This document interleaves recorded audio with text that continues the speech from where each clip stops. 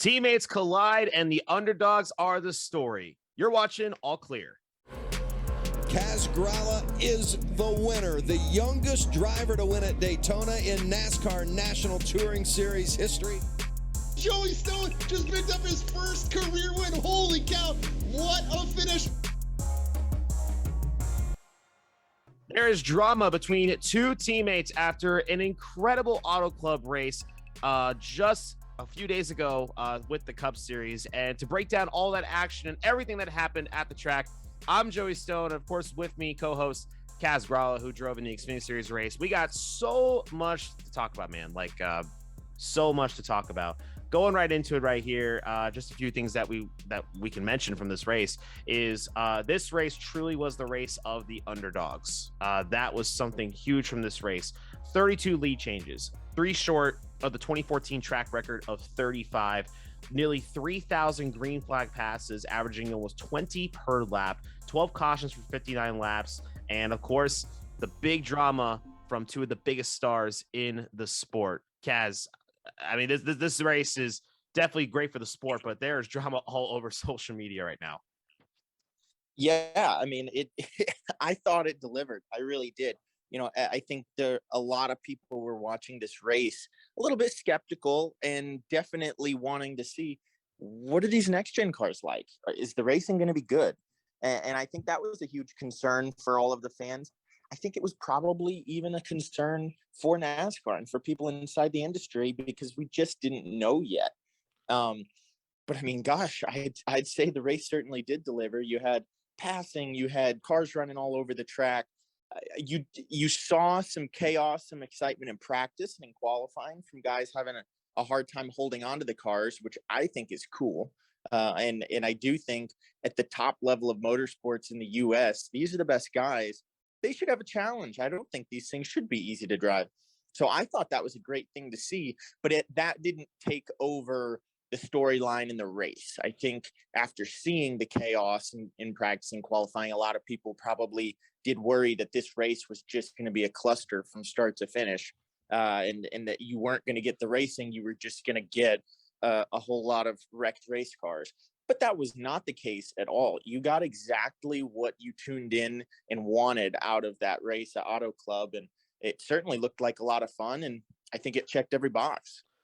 I think it did too. I mean, and like you mentioned about like NASCAR being a little, I would imagine NASCAR was a little worried at first after the practice, because we've seen test sessions in these next gen cars. I mean, you of all people should know, you tested a next gen car in Charlotte, you ran in Daytona, but we've never done a test like this with these kind of cars at a track like Auto Club. And we saw so many of those check boxes get filled up. One thing that you didn't mention, but the off throttle time. That was something I noticed too by watching some onboards. I think there was an onboard of Austin Cindric that was on Twitter this morning, and you could hear the off throttle in that car. And to me, it's just those little things that add up to make such an amazing product that I think a lot of fans are super excited about. And like we talked about this race, all those check boxes were filled. And many of those check boxes we're going to talk about right here. And as we start diving into this race, one thing that you mentioned for sure is the way this next gen car works with this this combo, this Auto Club track and this next gen car. How is it going to collide? And we saw that this is a great step, towards like going up. This is a great step. And we definitely have like one or two things that need to be fixed a little bit. I mean, definitely the tire issue, aka the rim. I can't remember the exact term used for that part of the tire at the moment, but there's definitely a little bit of an issue with that. And I'm sure NASCAR does know about that. I'm sure Goodyear and NASCAR are going to work on that. Hopefully that can get fixed really soon. That definitely affected some people's runs, like Christopher Bell, Ross Chastain, who had a vicious crash and was shaken up and drove all the way back up nearly to a top 5 and spun out. But hopefully those things will get fixed and whatnot. But something that may not get fixed is some drama between Hendrick Motorsports teammates. And that was a good plug-in right there. That was a smooth transition right there. I've been working on this stuff. But we knew last year, Kaz, and Larson and Chase Elliott, two of arguably the best drivers in the sport, right? And when you got two of those guys on the same team, that's trouble for the field. But when those two go head to head, only one of them can come out on top. And that's always going to cause a little bit of a competitive rivalry there. Like we saw that happen with Jimmy Johnson and Jeff Gordon. We saw that happen I would imagine too, like Dale Jr., Michael Waltrip during the DEI days, during the plate racing days. So it's been there. But when you get hit, when you get put into the wall, when you're clearly there, that driver is going to be upset. But let me tell you something. I mean, I'm not going to play the audio because I'm not going to. But I've never heard Chase Elliott get that mad in my life. And he's always been that calm, cool, collected guy. And that anger was there. That anger was there for sure and whatnot. So kind of diving into this for the big segment about this show, about this episode. And then we'll talk about the underdogs and the race later on, is Elliott versus Larson. So, I mean, Kaz, I guess I'll go ahead and ask you right now, kind of looking at that incident and whatnot, what was your take on that whole incident? And I would assume maybe even after that, when Chase showed his displeasure. Yeah, that's a situation I've actually found myself in somewhat similarly before at Auto Club. And I came out on a worse end of it actually than either of them. Back in 2018, I was coming to the finish at Auto Club, and there were three of us dicing really hard for position. I believe we were running 12th, 13th, and 14th. I was in the middle, 13th, trying to get 12th from Brandon Jones. And right behind me was Ryan Truex in a colleague car, trying to get 13th for me. And I had a big head of steam coming off 4, coming to the checkered, and was going to dive inside of Brandon Jones, try to side draft him, see if I could beat him to the line. Well, you get focused on that, especially when you're running the very top of the track. You're so focused on that and trying to make that move, you don't realize someone behind you may be doing the same exact thing. And that's exactly what you saw with Larson and with Chase. So I come off the corner, I dive under Brandon. Well, at the same exact time, Ryan Truex went to dive underneath me. And so I ended up turning across his nose and going through the infield grass. It was actually one of the hardest hits that I've had, because I came back up to the outside safer barrier, and it was definitely a hard lick. So I ended up getting 14th rather than 13th, but I took it backwards in the grass. But when you have huge runs, huge drafts, you've got guys running the bottom, the top of the track at a place like Auto Club, those runs are going to be so huge. And sometimes it's hard to predict what somebody's going to do with that run. And sometimes you don't even know they have that run. I think you could see clearly with Larson, he's focused on, I want to say it was Logano, maybe. Yep, it was Logano. Yep. He's focused on Logano. He's working on trying to time the side drafts perfectly, execute so that he can get the lead. So he's going up and down the track the way he needs to try to beat Logano. And naturally, when you get two guys side drafting ahead of you, all it does is punch a huge hole in the air for whoever's behind. So that's how you see Chase all of a sudden have a monster head of steam coming towards them. Well, two things. Larson probably didn't know that Chase had that big of a head of steam, because you're not looking in your mirror when you're going back and forth side drafting a guy on the straightaway. You're focused on making sure you don't hook that other guy, and you're hoping that you time your side drafts right. So he's focused fully on that. Not to mention, if you know you have a teammate behind you, Larson and his spotter probably figured, oh, Chase is probably going to come push us. He'll probably push us past Logano and we'll both go by. But you can see Chase had a far too big of a run to actually push Larson. If he had pushed Larson, they both would have been wadded up. So, what was it? Just a few laps left in the race. You're going to pull out. You're going to try to go for the win. I don't think anything's wrong with that. That's how it should be. So it was just a bad circumstance. And I truly don't think that Larson knew Chase was there when he was coming up, because things just happened so quickly and his focus was elsewhere. And unfortunately, Chase ended up coming out on the wrong end of that. But I can't say that I disagree with his displeasure. These things are beyond hard to win. You know, I figured that out in trucks and Xfinity, and I haven't been kind of in the fray for a win yet in the Cup Series, but gosh, I know how hard just a top 10 in the Cup Series is to try to get.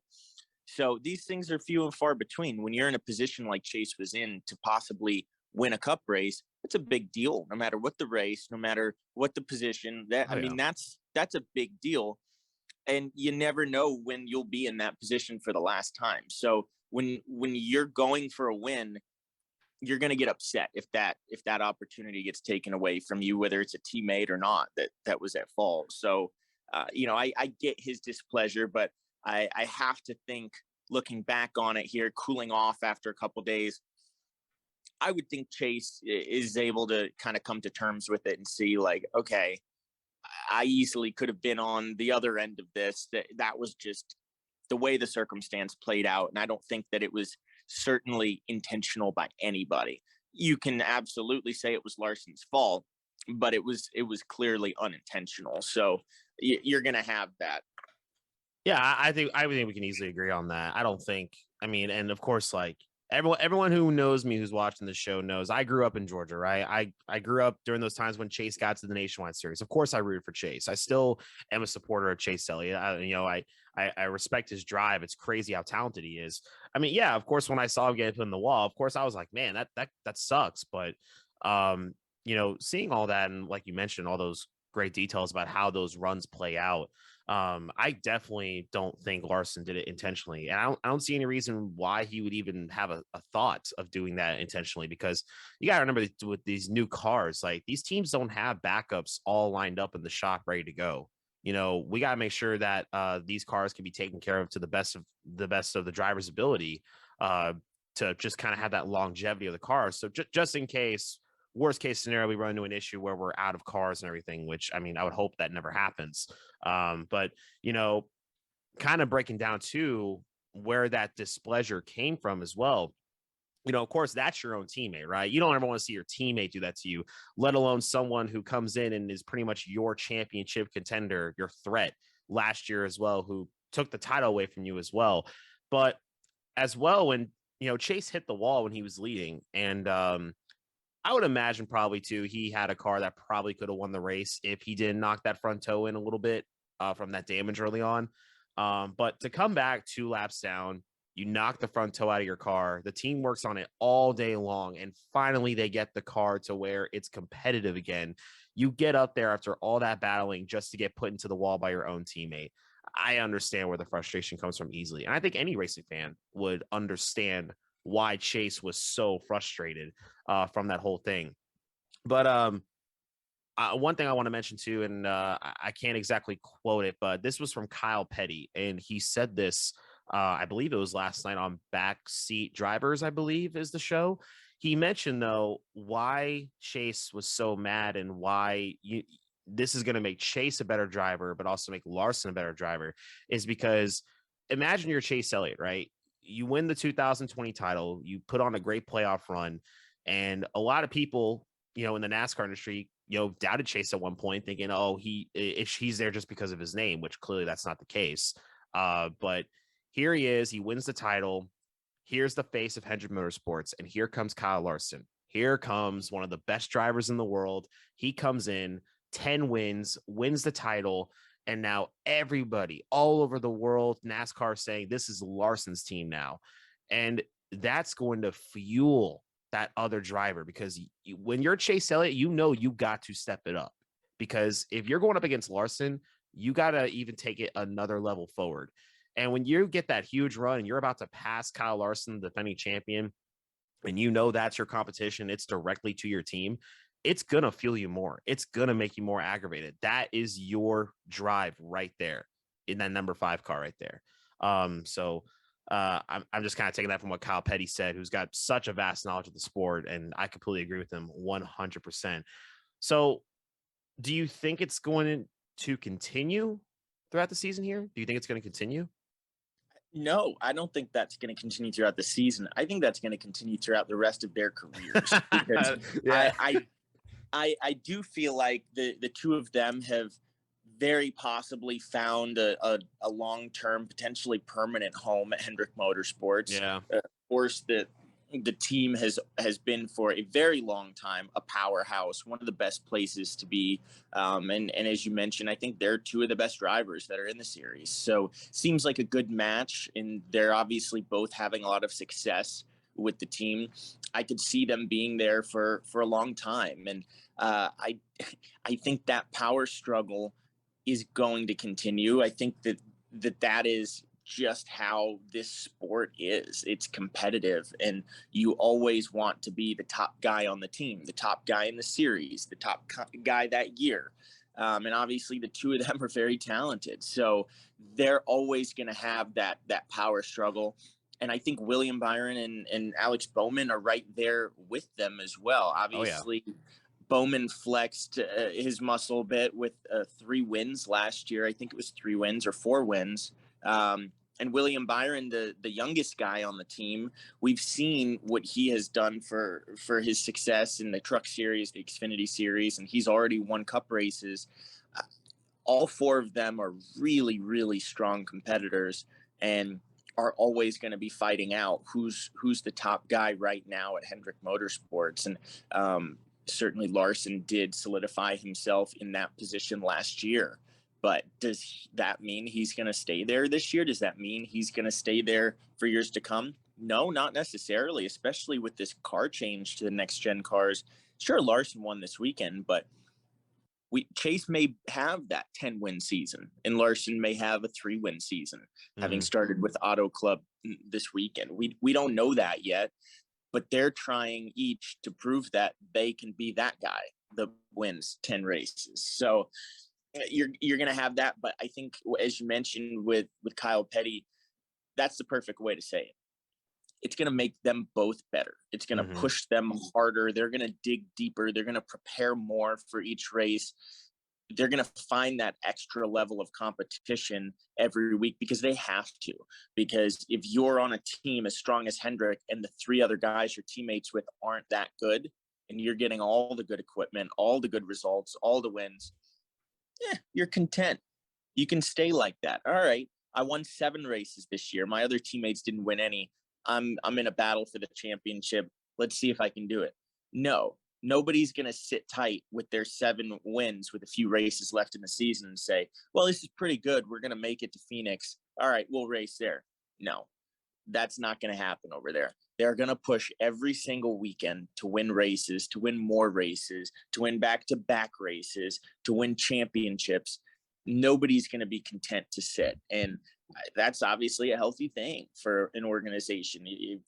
This industry is a professional sport.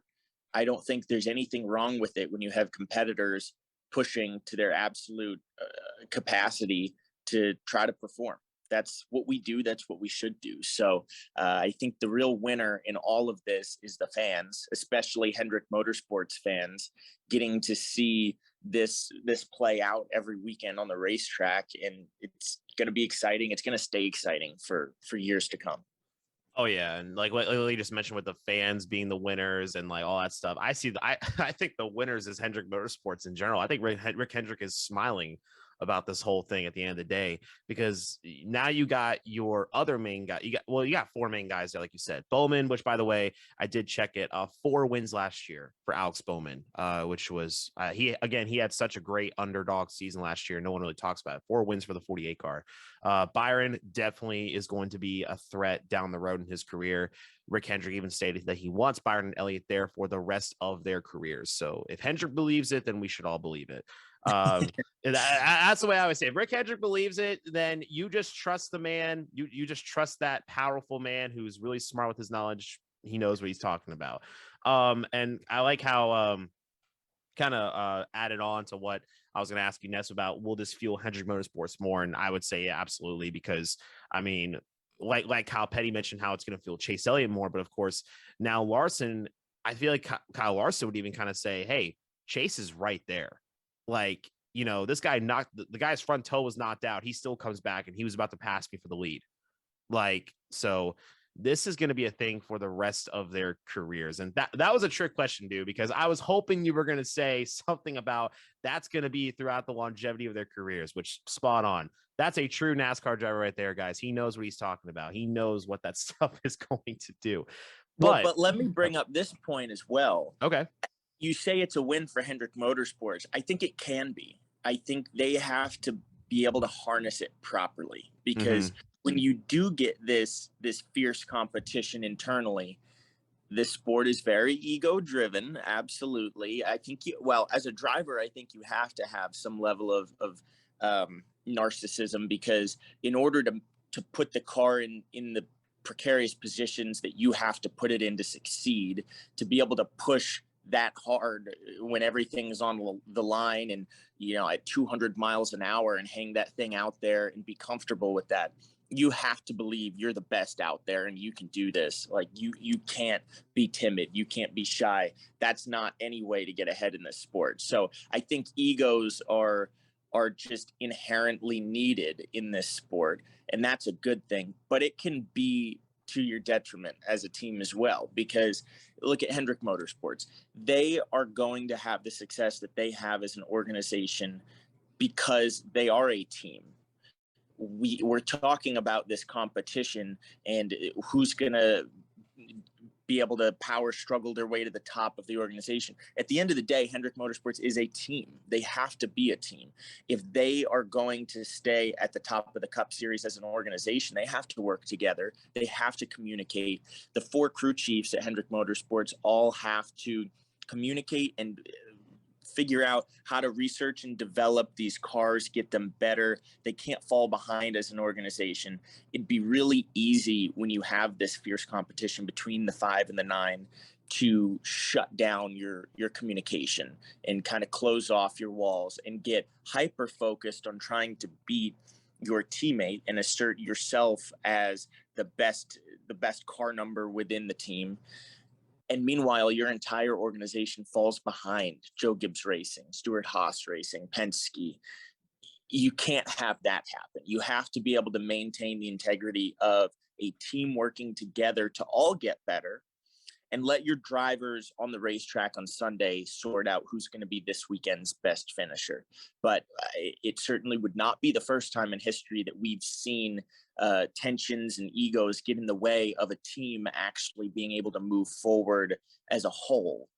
So that's probably going to be what Hendrick Motorsports is going to have to manage over the next several years with this competition that's taking place internally. But I do think that Rick has always done an exceptional job at leading this team and in putting the right people in place as crew chiefs, as competition directors, to be able to have that success. I mean, obviously we saw Jimmy Johnson win 7 championships in a time where he was teammates with Jeff Gordon, who had won 4 championships and won lots of races interspersed with Jimmy Johnson winning races. So Hendrick Motorsports knows how to manage a lot of success from multiple cars within a team. I think that's something that they'll be good at, but they're going to have to stay good at that over the next several years in the sport, because they're finding themselves in a very similar situation once again, where the trophies, the wins, the championships are going to be coming to the organization and not always to the same team. So they will have to manage that if they want to stay as competitive in the series as they are. Oh, dude, it's literally Jimmy Johnson and Jeff Gordon all over again. It really is. It's the same energy. It really is. Like, these are 2 guys that are going to be like, these are the faces of the sport and their teammates. It's literally Jeff Gordon, Jimmy Johnson all over again. And I am all for it. This is amazing stuff. And I think NASCAR is smiling about it. Rick Hendrick is smiling about it. I don't think Chase Elliott is smiling about it, but I think he will. I think he will down the road and everything. But hey, speaking of moving forward, like you mentioned, moving on to the next segment here, the underdogs of the race. So kind of talking about more about this race, Kaz, like we mentioned earlier, this race had everything we possibly could have asked for. I mean, I think this was the best Auto Club race we have seen in years. And it's all thanks to this new car. It is, because the amount of green flag passing we saw, the amount of lead changes we saw. I mean, I gotta say real quick, the way Tyler Reddick was ripping the wall, shout out to Tyler. Wall Rider himself. Great stuff over there by our guy over there. But just so many stories from this race, and kind of break it down from here. Obviously, Kyle Larson was your winner. A true comeback that no one is talking about was Mr. AD in that number 3 car, finishing second. I thought this man was going to chase down Larson and spoil the party. Another underdog story, Eric Jones finishing third. And guys, he was up there all race long. He was up there. He was top 5 all race long, led laps and everything. It's really cool seeing the 43 car running good again. That was awesome to see. Daniel Suarez almost wins the race. I think he had all of the NASCAR community on their feet with 2 laps to go. If he just went to the top in 3 and 4, we'll talk about that another time. If he went to the top, I think maybe he had that thing won, but he was trying to be safe, get the gap. Some other noticeable runs here. Eric Almirola spun out, went a lap down earlier on. He comes back to finish 6th place. Daniel Hamrick, dude, this guy was 4 laps down with ignition issues, comes back to finish 9th. No one even was, I think the first time they even showed him on camera was with 10 laps to go, and he was in 12th. Ricky Stenhouse got a solid top 10 there. Cole Custer finishing 11th. He was up in the top 10 for actually the last half of the race. Even Ty Dillon in that second Richard Petty car, he finished 17th. Solid run. Todd Gilliland, 20th. Garrett Smithley, 21st. BJ McLeod in 22nd. Justin Haley had a great run until he smacked the inside wall. I feel terrible for Justin. He's had such a rough start to the season here. But kind of as you're looking at the race results here and whatnot, what's something that really stands out to you? Just from the results and just seeing how this race went. Well, I think the clear thing to everybody watching this weekend was these next gen cars so far are doing as advertised. They have seemed to level the playing field a little bit. You're seeing the powerhouse teams have been really good for years, are up front still, and they're in contention, absolutely. But some of the smaller teams, some of the teams you haven't seen as good the last few years, are right there with them. And even if they are behind them, they're a lot closer behind them. One slip up by a top team, and the underdogs are there to capitalize. They're fast enough to be there and take advantage of it. And some of them, as you mentioned, they weren't waiting for anyone to slip up. They were just up front. They were there. They had that speed. Eric Jones in the 43. Yeah, I can't remember the last time we've seen the 43 on a normal track, not a super speedway, just truly be up front all day long on raw speed. That was great to see. I thought I was watching Richard Petty in like in the 70s or 80s for a second, man. It just leaves a smile on your face when you see that. It does. And who knows if they're going to be fast and upfront like that every single week. But obviously a team like theirs can be fast and upfront. And whether it's them next week or somebody else next week, we know that we can see surprises up front. And in Daniel Suarez with Trackhouse, he truly did almost win that race. He was another one. He was fast and he was up front all day long. I love Daniel. He's a good buddy of mine. So that was really cool to see. Speaking of buddies of mine and of ours, yeah, Tyler Reddick, he won that race this weekend. Oh, yeah. He may not have won that race, but he won that race. He was the best driver, fastest car, absolutely dominated the event. I don't think that anybody else who was on track with him would have disagreed that he was the guy this weekend. He did that on one leg. One leg. This man drove the race with one leg. That's the headline. Tyler Reddick almost wins NASCAR race on one leg. Pretty much. Yeah. Oh my gosh. You know, that classic Tyler. Leave it to him to end up with like such swole quads from the off season that his foot falls asleep. Yeah. All right, Tyler. But you know, he flexed his muscle this weekend, and even though he caught some bad luck, some actually bizarre bad luck all simultaneously. He had a left rear tire go flat, and then got smacked by William Byron coming out of the corner completely unexpectedly, which I assume was as much a shock to Tyler in the moment as it was to all of us watching. 24 came out of nowhere and just happened to get loose under Tyler and cleaned them both out. So Tyler did not win the race, but I don't think that you can have the speed and the dominance that he had this weekend and not have that again. You know, he's going to win a race. He's going to win races this year. I personally don't think that there's any question of that. I don't think there's been any question of that for years. We know Tyler Reddick's going to win races at the Cup level. He hasn't had it all fall together perfectly yet. And God, he thought he did this weekend. Still didn't quite have it all come together. But you keep knocking down the door with that speed, and he's going to get the wins. So, I really can't wait to see what he and RCR is able to do the rest of this year. I love that group over there and want to see them do well. Oh, yeah. But they did do well. They may have had that bad luck with Tyler, but Austin Dillon was up there, finished P2. And as you touched on, gosh, he looked like he was coming for Larson on those last couple laps. Yeah. He was fast. So RCR is definitely having a good time so far with these next gen cars and kind of figuring it out. And you're going to see that early on this season. You're going to see teams and drivers that maybe catch on to the next gen car a little bit quicker than others. So after a year or two, you may see different teams kind of settle in at the top and settle in at the bottom.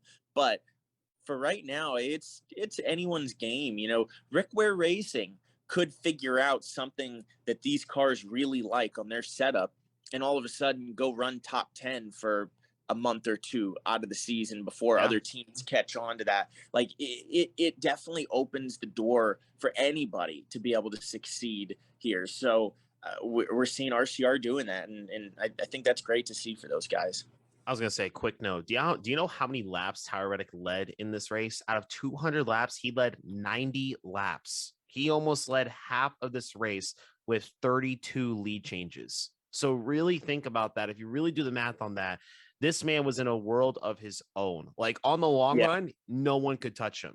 Like, and I would imagine at the end of the race, if all the cars were clean, I think it was going to come down to either Reddick, Larson, and maybe Elliott. Larson looked like he picked up a lot later on into the race, but when you get Reddick knocked out of the race, William Byron knocked out of the race, you know, Larson wasn't the fastest car, like at all. Like he was like maybe like 7th to 10th place for about the first half of the race or so. And then just some dominoes started to fall and he got up there. But it's like you mentioned, and like we wrote here, it's not a matter of if, it's a matter of when for Tyler. Like that's literally it. I think even last year, a lot of people were shocked at his road course abilities as well, because no one imagined Tyler as a road course driver. And then you saw him at Coda and the Roval put on some really great runs. This man's an absolute wheelman. And I can't confirm the guy is definitely flexing on us with his muscles now, I guess. It's one of the weirdest flexes I've ever seen, but it's also one of the coolest flexes I've ever seen when he said it over the radio. I swear, if y'all want a good time, just listen to Tyler on the radio during a Cup race. It's definitely unique and different. I don't know. We gotta get him on the show sometime. We need to. We will. Yeah, we need to, because I'm gonna save it for when he's on the show. But I ran into him at Daytona in the garage area. We had a good like 10-15 minute conversation, just kind of catching up. The things this guy said, I'm saving it. I'm saving it until the show because we got to talk about it. Another underdog I want to mention here, and we talked about it, was Hamrick, 4 laps down, going up to 9th. That was really cool. That I wasn't expecting that, and we all see Daniel Hamrick. He's faced a lot of challenges. I mean, going up to the Cup Series, then getting moved down back to the Xfinity Series. Finally wins a race and a championship in the same time. Not a lot of people can say that. And here he is on a part-time Cup ride trying to prove that he is Cup talent, and he drives from 4 laps down to 9th. I thought that was really impressive. One that people may not mention. It's not really an underdog, but it's definitely a true testament to this driver's talent and just his adversity. Kyle Busch finishing 14th. From going 4 or 5 laps down as well. He was up there. Yeah. He was up there. You can never count out Kyle Busch, y'all. Never, ever count out Kyle Busch. I thought this guy was done, and all of a sudden he nearly gets the top 10. But kind of like we talked about the whole underdogs, and like we said, so many good stories from this race. Do you think this is going to continue? And I know you said the first few races of the season, we're definitely going to see some underdog stories. You know, Will it continue for Eric Jones? Will it continue for guys like Daniel Suarez? Do you see this continuing later on into the season, though, like midway point or in the playoffs? Like, what do you think on that? I think so. I don't know that you're going to have, we mentioned like 5 underdogs that really raced for the win this weekend at Auto Club. I don't know if you're going to have that many as the season goes on, but to see 1 or 2 of them really come to the forefront as contenders throughout the entire season as underdogs, I don't think would be surprising at all. But, I guess that will be yet to be determined. We all of our listeners will have to keep tuning in on Sundays and tuning in to All Clear to to hear about and keep up with these underdogs and seeing where they go this year. But yeah, all these guys coming from laps down to get great finishes. I think that really proves that in our sport, probably in any sport, you have to dig deep till the very end. It's never over. There's always a chance to come back. If you push hard enough, it's possible. And it doesn't always happen, but it can happen. And sometimes when it does happen is when you need it most. I experienced that last weekend in the duel, trying to make it into the Daytona 500. We were so clearly out of it until we weren't. And that wouldn't have been possible if I didn't just keep my head in it and keep pushing to the very last second and put ourselves in a position that we needed to be in to be able to do what we did. It would have been really easy to mentally check out and give up on it and, let your frustration override your ability to focus in that race. And then we would have been out of it. You can't let that manifest by beating yourself mentally. And I can absolutely assure you that on his 5th lap down, Kyle Busch probably had a colorful vocabulary on his radio, whether he was keyed up on the button or not. But I'm sure his helmet heard everything in the book. But he came back to the lead lap to finish 14th. I bet you 50 laps into that race, he would not have thought that was the case. He was probably pissed that he wasn't already, on the plane back home to his family, because this was such a useless, frustrating day. But as a true champion and competitor as Kyle Busch is, one of the best out there, he stays in it and he claws his way back up to be 14th. And you never know, especially in the era of the next gen car. Do we think Kyle Busch is going to be on the bubble for the playoffs? No, probably not. But who really knows with the next gen car? We don't know how his season's going to progress. And if he ends up within 10 points of that cut line in the playoffs, he can absolutely say that he clawed his way probably 15 plus points out of a hole just today at Auto Club or this weekend at Auto Club. And that could prove to be incredibly valuable. And Kyle Busch could find himself in a position as well to be within 15 points of being regular season champion, which is worth a lot of playoff points, which are potentially even more valuable.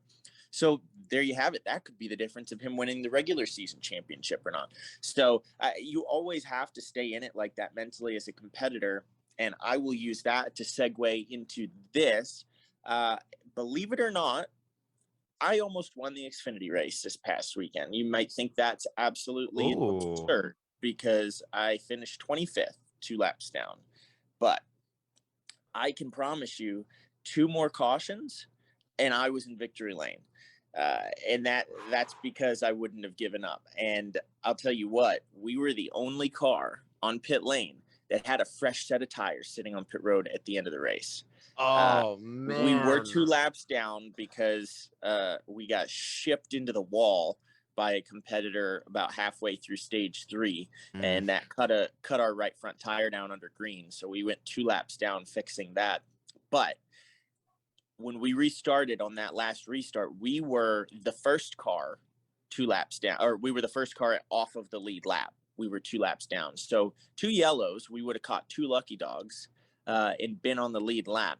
And yeah, I would have restarted like 18th or something, but I would have been the only car on new tires, and everyone else had 30 laps and about 5 heat cycles on their tires. So new tires would have been worth about 2.5 to 3 seconds a lap. Well, you think about it. If you're 18th on a restart, that leader is only 8 rows ahead of you. He's less than 5 or 6 seconds ahead of you. And in 2 laps, that's all I would have needed. I would have driven to the front and probably won the thing, but at the very least would have gotten Alpha Prime Racing a top 5 or top 10. Would have been a huge day for the underdog organization. I guess underdogs are just kind of the theme of the day for us here. But yeah, it was really close to being a really, really great day for us. And it was a great day for a while. We qualified 29th. I'm not going to tell you that we had blistering outright speed. We really didn't. But Paul Clapperud and I, the crew chief, had great communication. We got the handling tuned in on the car, and that proved to be really important at Auto Club. And we were able to claw our way as high as, I think, 12th or 13th at some point in stage 2. We finished stage 2 15th, and a legitimate 15th. Like I was pushing Sheldon Creed, dicing it up with like these cup level organizations. And that was a situation. I posted this on social media, this wording. I would call that punching above our weight. Yeah, Alpha Prime Racing is a newer team, not a full budget, high level team. Certainly no RCR or Joe Gibbs Racing, but they got great people. They fight hard. They're racers. They're competitors. They want to do well, and I want to do that as well. So it's a perfect match for us going out here and competing in the Xfinity Series. And we're out here trying to make headlines, trying to beat cars, teams, drivers that we shouldn't beat. And we were doing that. We were on track to do that. And evidently, as much as they started to wreck at the end of that race, being about a 15th place car, we had a top 10 pretty much sealed up if we had just still been out there on the lead lap. Unfortunately, I did get shipped into the wall, and that in turn ended our day. But none of us gave up, even though we were trapped 2 laps down. We didn't get that back. We were prepared to fight. We were fighting to the very end. We knew that if we could find ourselves in that lucky dog position, that we could get back on the lead lap and win this freaking race. And unfortunately, being 2 laps down, there were like 3 or 4 cars that were 1 lap down that we absolutely had no chance of trying to beat for the lucky dog because we were an extra lap down. So we were just waiting for enough cautions to come out to where those guys all cycled back onto the lead lap, which they did. But yeah, 2 cautions shy. That's all I needed, which as much as they tore up some equipment at the end of that race, it wasn't out of the question that we could have seen 2 more attempts at that overtime. In fact, I am shocked we didn't see at least 1 more attempt, because they were racing hard up there. So yeah, if we had caught that, this may have been a whole different story here. But really cool to see that we've got shots at performances like that with Alpha Prime Racing. And in the next 2 weeks, I got 2 more shots with them again, starting with Las Vegas this weekend, where I'm going to be running my very first double duty weekend ever. So Young's Motorsports 02 truck Friday night, and back in the unbelievably bright, colorful number 45 car for Alpha Prime Racing on Saturday. Yeah, and so let me get this straight. So literally, if things went your way just a little bit more, you were literally right where Anthony Alfredo was. You literally would have been right there fighting for the win, pretty much. Yeah, I mean, we ran ahead of the 23 car Alfredo. Oh yeah, all day long. And he ended up being 5th. I think from what I heard, I haven't gotten a chance to see the race back, but it seemed like he was battling up front for the lead there at the end. And we could have and should have had ourselves right in that very same conversation, which would have been huge for us. So you'll always have races that you can look back on and say, we should have won, we should have done this, we could have done that. I can point to a lot of races in my career that I feel like I should have won that day, and I was this close, and there was small reason X as to why it didn't all come together. Well, our small reason this weekend was 2 more cautions. Just a couple pieces of debris, or maybe somebody thinking they were clear when they weren't. That's all we were away. So I had to laugh right there because I heard you kind of pitch in the little incident that happened right there. That was beautiful. That was beautiful. But since we're talking about the Xfinity race and whatnot, kind of looking at who won, Cole Custer winning for Bobby Daughter, which is huge. By the way, that is huge. Obviously, there is a partnership there with Stewart Haas Racing, but you cannot take away from the fact that that team did help work the car, the pit stops, etc. That is a huge thing for Bobby Daughter. So congratulations to that organization for their big day right there. Just kind of looking at the results a little bit, we can tell right out the bat that JRM just picked up right where they left off. Noah Gregson in second, Josh Berry in fourth, Sam Mayer, I can never get his last name right. I never can. I think it's Mayer. Is it Mayer? Okay, Sam so. Mayer. Sam, if you're watching, I got you. Don't worry. Sam finishing sixth and Allgaier in eighth. So 2, 4, 6, 8. Who do we appreciate? They obviously appreciate a lot right there. And kind of look at some other things too. And a good headline I think we should mention here, or at least give credit for. The driver of the number 18 car. Oh no, that's not Ty Gibbs. That's not Kyle Busch. No, that's Trevor Bayne. Trevor Bayne makes his comeback to the Xfinity Series. I think he hasn't ran the Xfinity Series since, I think it's been like 4 or 5 years, I think. Let alone they only had a 15-minute practice session, right? So when you're kind of looking at the guys who finished up near the front, like Custer, Gregson, Barry, Alfredo, those guys know how an Xfinity car drives right now, right? They're used to this package. They know what's going to happen. Trevor Bayne goes into this car with 15 minutes of practice, picks up right where he left off. He leads 24 laps. He finishes third. I think it's just worth at least giving credit to the guy, because me growing up watching that 2011 Daytona 500, I respect Trevor Bayne a lot. Like, I never thought he got the opportunity that he should have gotten. I think his Wood Brothers venture was a little short. I don't think he necessarily had the what he wanted at Roush when he was there during his Cup career. I think this is just a good feel-good story. Yeah, and I think you right there just kind of hit on something that I think is important, which was he never had that shot.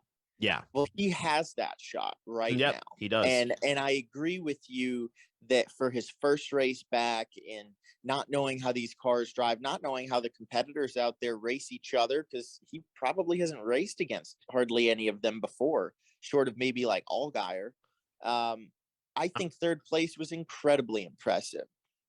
However, he's got a limited schedule. And as a guy that has years of Cup experience, who knows how to do this, who has had a ton of success at the back then was nationwide level, I imagine he's got to have higher hopes. And I think there are higher expectations on him than some more third place finishes. I think that coming into this schedule with Joe Gibbs Racing, arguably the top team in the NASCAR Xfinity Series, I think victory lane is the expectation. I do. I think that that's kind of the level that Joe Gibbs Racing holds themselves at. And I think looking at Trevor's resume, I think he would absolutely put himself at that level. He should be at that level. So I think third place was great. He's going to be looking to be in victory lane here over his next few starts. So I think that's going to be one of the storylines to keep your eye on this year. And whether he gets to victory lane or not, I don't know that makes or breaks you. You know, you've seen drivers in the past that get that 4 or 5 race schedule. It's hard to excel in only a 4 or 5 race schedule, by the way. I've done it. Yeah, you're limited. I've done it.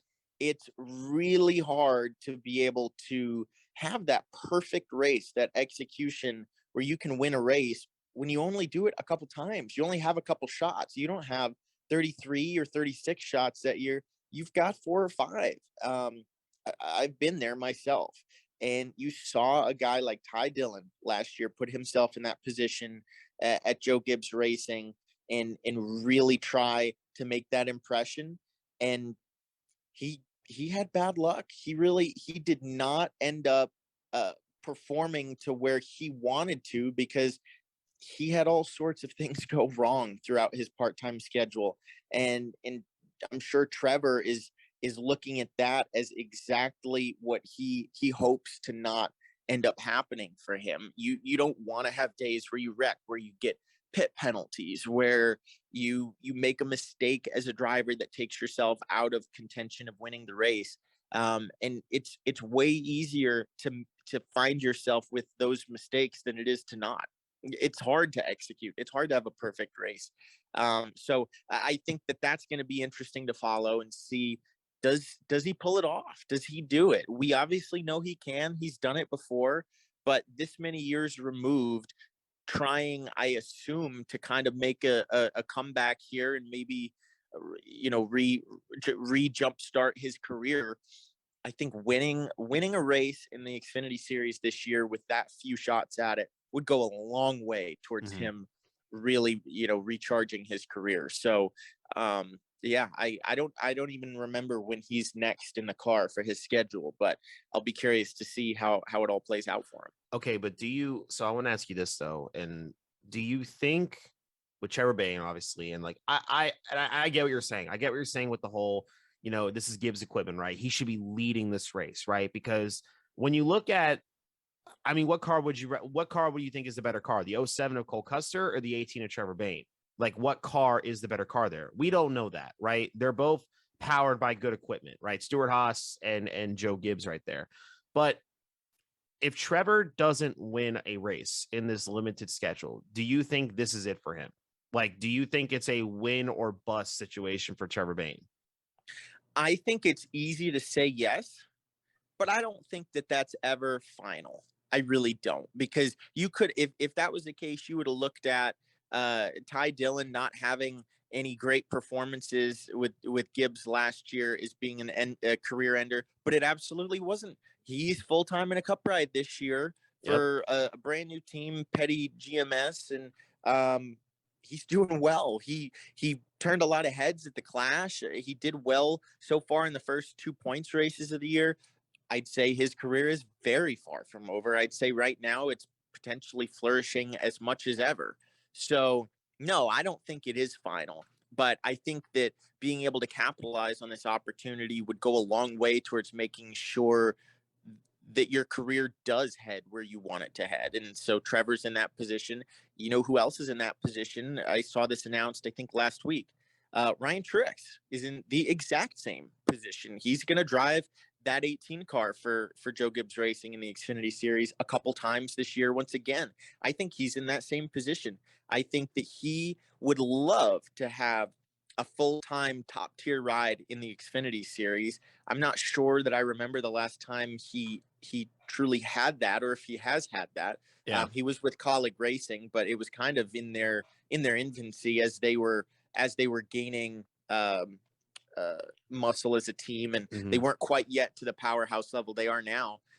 So this is a huge opportunity for him. Both him and Trevor are in similar positions, and we're going to see not only if each of them are able to win, but I would assume on some level they may feel like they're competing against each other to see who has the stronger part-time schedule. When you are two guys racing part-time together in the same car, you're gonna compare yourselves. You're gonna compare your stats.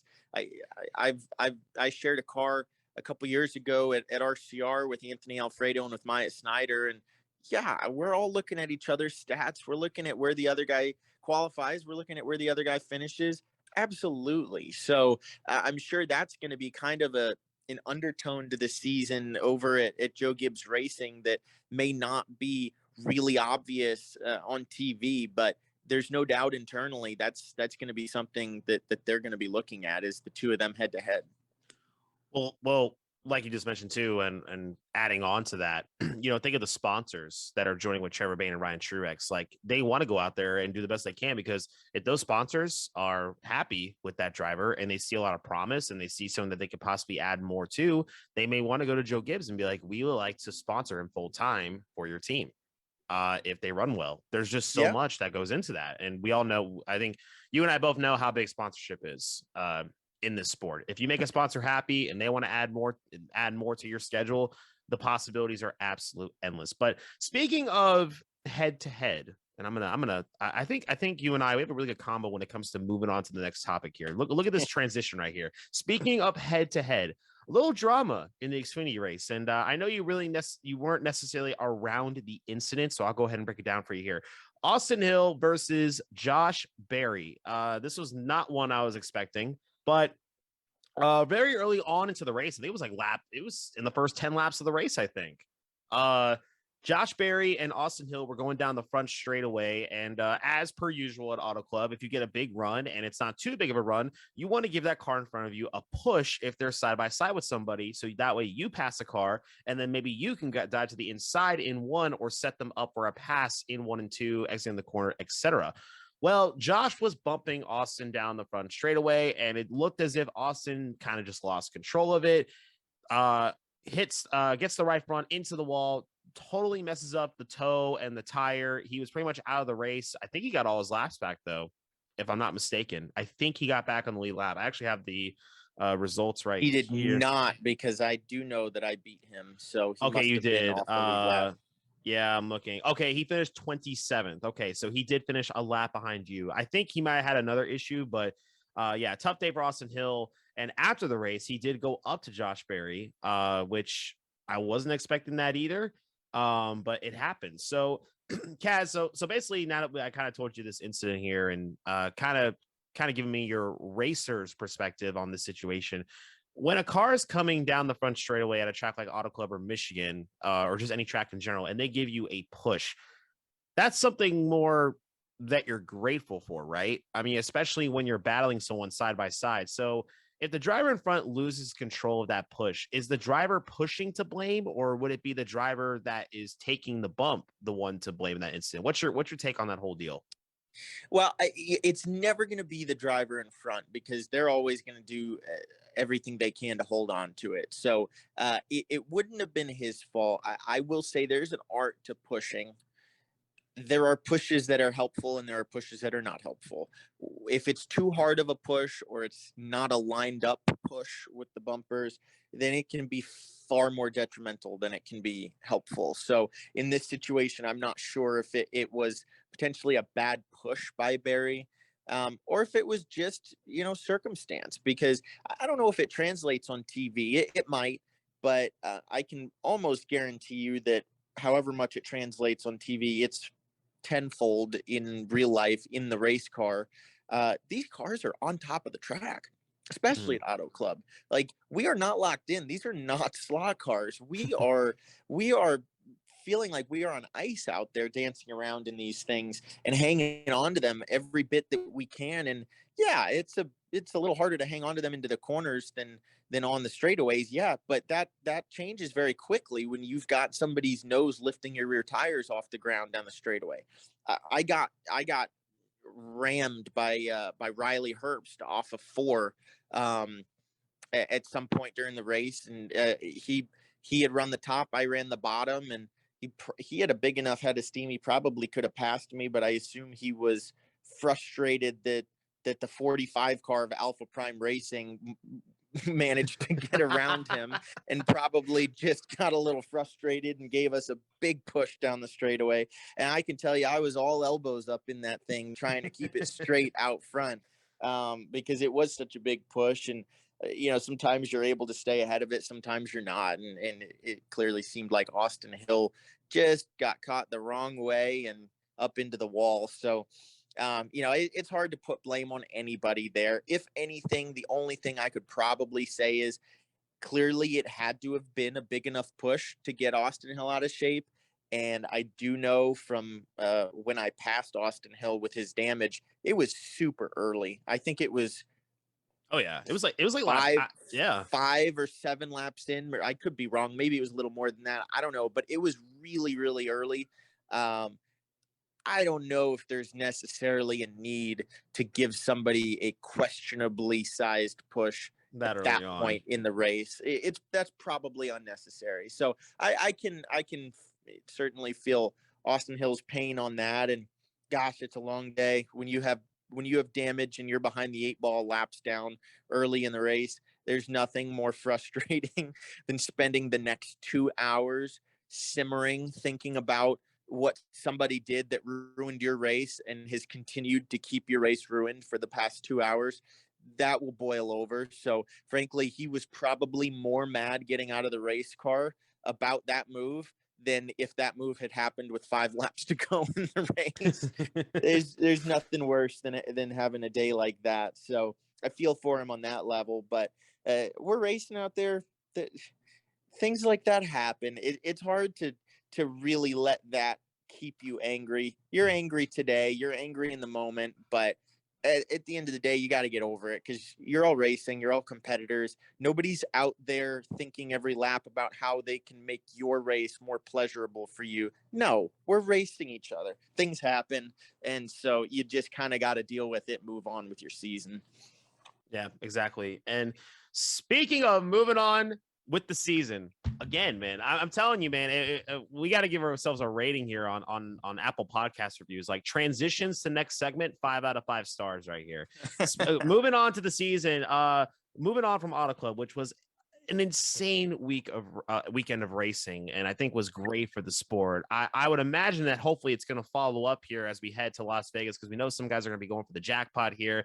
You got a double header, Trucks and Xfinity. We got all 3 series there. Viva Las Vegas. It's going to be awesome here. So let's break it down here a little bit. Let's preview this a little bit. So you are going double duty. You are driving the O2 for Young Motorsports, and then you are driving the 45 bright Chevy for Alpha Prime. So how excited are you for Las Vegas? What are you expecting, and what's your mentality going into this one? I'm excited. And the last thing I will mention about Auto Club here as we transition to Vegas is, wow, was the energy good. Oh yeah. I pulled in there on Friday, which was tech day. Nothing was even on the racetrack, and the campgrounds were packed. I don't think you could fit another camper inside that infield. And we saw on TV, the Cup race crowd, unbelievably healthy. So Las Vegas, I'm sure, is going to deliver this weekend. I'm pumped about it. And I'm excited. I'm excited to race in the truck race and Xfinity race. Of course, how could you not be? But I'm excited to be a fan on Sunday too, because this will be our first quote unquote normal 1.5-mile race that we'll see with these next gen cars.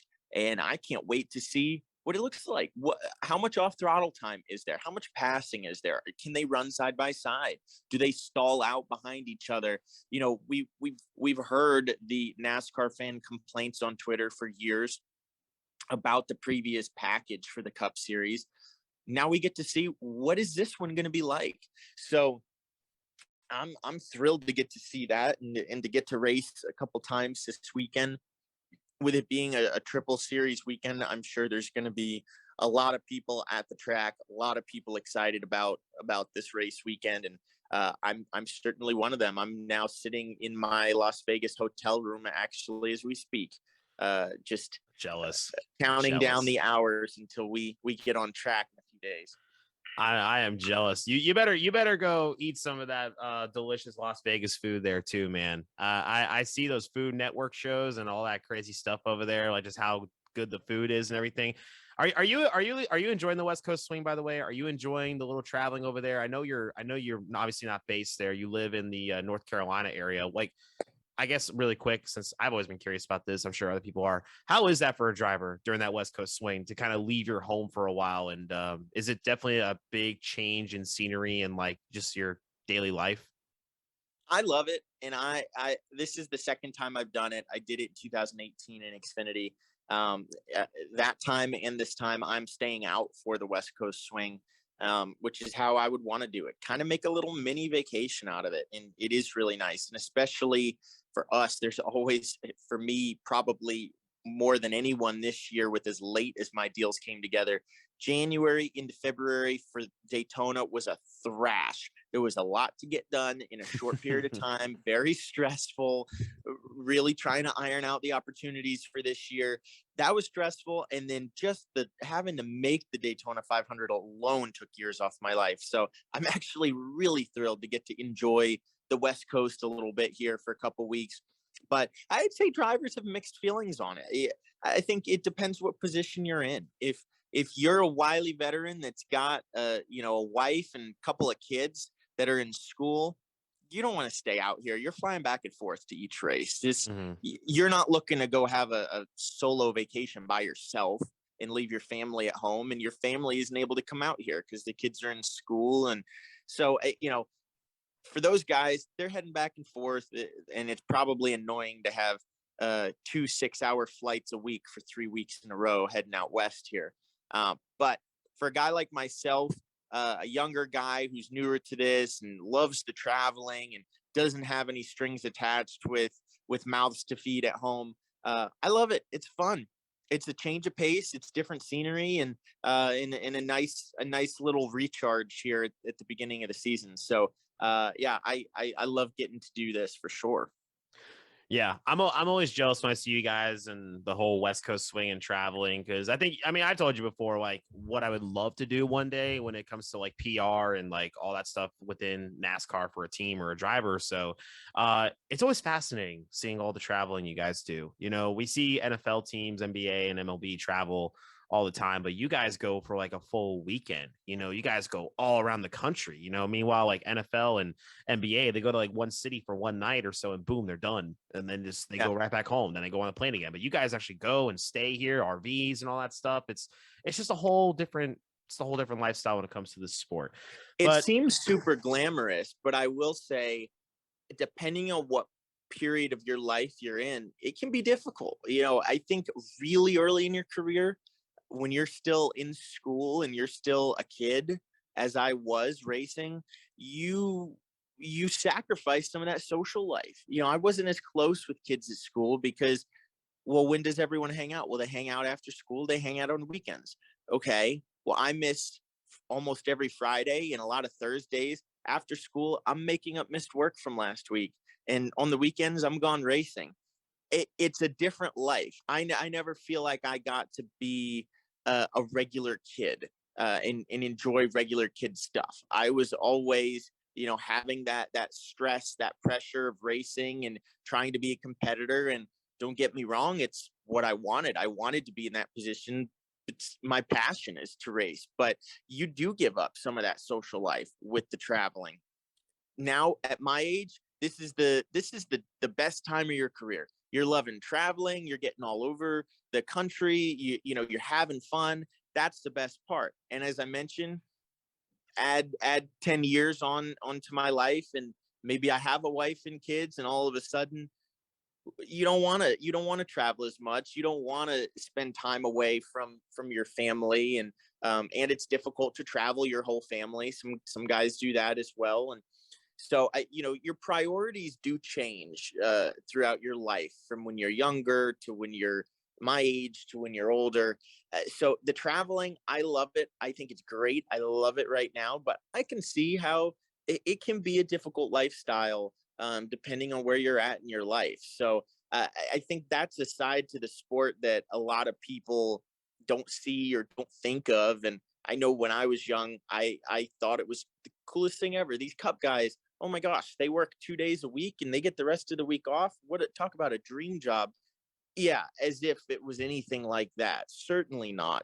It's more like you work all week on a normal job, and then your weekend you actually travel and go race. That's actually the easiest part of your week. Usually you're in meetings, you're in the simulator, you're doing media obligations, sponsor obligations. It's not a 2-day-a-week job. It's a 7-day-a-week job. So I think it's the kind of thing that you just have to love it. Racing is probably not the get rich quick career of somebody's choice. It's actually a grind. It's difficult. There's highs, there's lows. It's a passionate sport. It's something that if you don't absolutely love it and want to eat, breathe, and sleep it, then it's not for you. But all of us that are doing it, that's how we feel about it, and we wouldn't trade it for anything.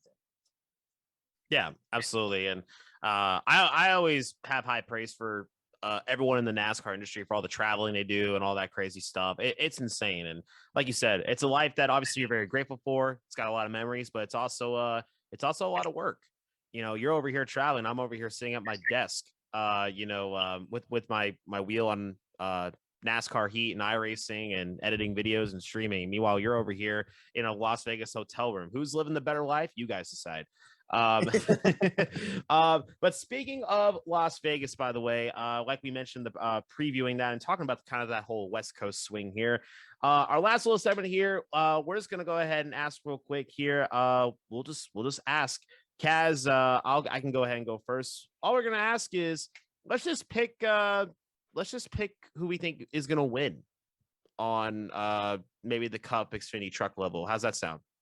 I think that sounds great. You go first. I went first last week. We'll do some trade-offs here each episode. Okay, sounds good to me. So starting off with me here for the truck series, it may seem sort of like an easy pick, but just with how the experience this young guy has and everything, I'm going to go John Hunter Nemechek in the truck series. I just think that it's kind of a no-brainer pick. He was very good on the mile and a half last year, especially knowing that Kyle Busch will be racing in the truck race as well. I think that's also going to fuel him more to beat his boss at the track. So I got John Hunter Nemechek winning the truck race. For the Xfinity race, a little bit of a tougher one because there's definitely a little bit wider. There's definitely a wider range of that competitiveness.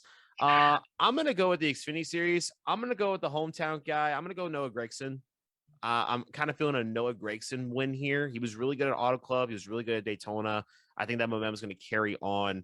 And for the Cup Series, I'm going to go with him. I know it may seem a little biased here, but hey, I know my pal. I know when he's motivated and everything. I'm going to say Tyler Reddick.